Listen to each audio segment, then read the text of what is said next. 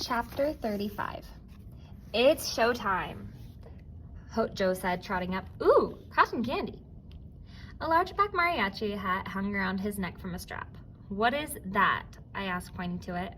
What does it look like? Joe asked. Dude, you have no idea how hard it was to keep this thing from getting smashed. It's so big. He pulled the hat onto his head. You're not serious, I said. Benny walked up with Ellie in tow. Both of them wore matching mariachi hats. You planned this and didn't tell me? Are you mad? Joe asked. Or just jealous? Benny asked, and they both laughed. Well, yeah, I said. No worries. Ellie had been hiding a similar hat behind her back, and she placed it on my head.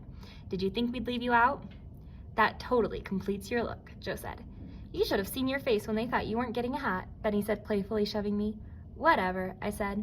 I caught our reflection in the glass wall, Joe with his Henry Huggins look, tall, Benny with his long hair and trumpet case, Ellie with her army jacket covered in pins, her long red hair sticking out from under her hat, and me, a group of outsider weirdos in matching t-shirts and mariachi hats. We looked ridiculous and amazing at the same time. We can't bring these into the auditorium, I said. The four of us in mariachi hats would definitely sound an alarm. We dropped the hats off in the library and then filed into the auditorium with kids and parents to watch some of the principal-approved talent show before meeting up with Mrs. Hidalgo. Principal Rivera walked onto the stage and welcomed the audience to what she called a very special celebration.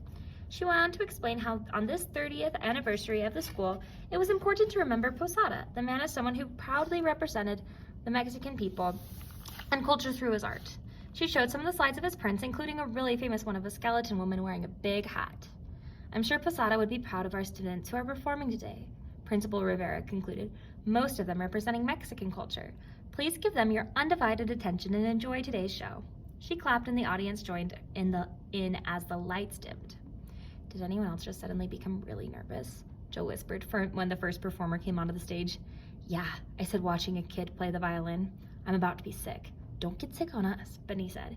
He pulled a candy bar from the pocket of his jeans and unwrapped it. How can you even eat right now? I asked. I'm hungry, Benny shrugged. Want a bite? I stuck out my tongue like it was gagging. Ah, come on, Ellie said. You guys aren't really nervous, are you? Yeah, this is gonna be fun, Benny said. Fun. Right. I slumped into my seat to watch the show. An 8th grader sang a familiar song. Her voice cracked when she first opened her mouth. I knew the feeling well. What if this happens to me? I whispered to Ellie. Don't freak out, she said. You're gonna be great. The girl got through her song but rushed off the stage in near tears. I swallowed hard as I watched Mrs. Larson meet her at the edge of the backstage area. When it was Selena's turn, she walked out straight back, hands holding her skirt so it was on full display. She didn't look nervous at all.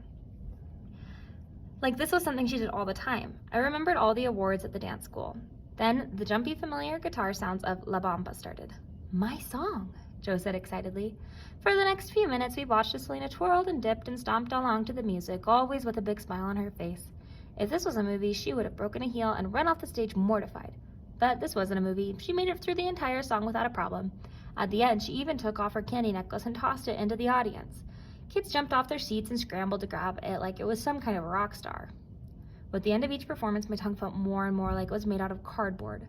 Finally, Joe nudged me. Just got a text from my mom, he said. She's outside with her stuff. Time to set up.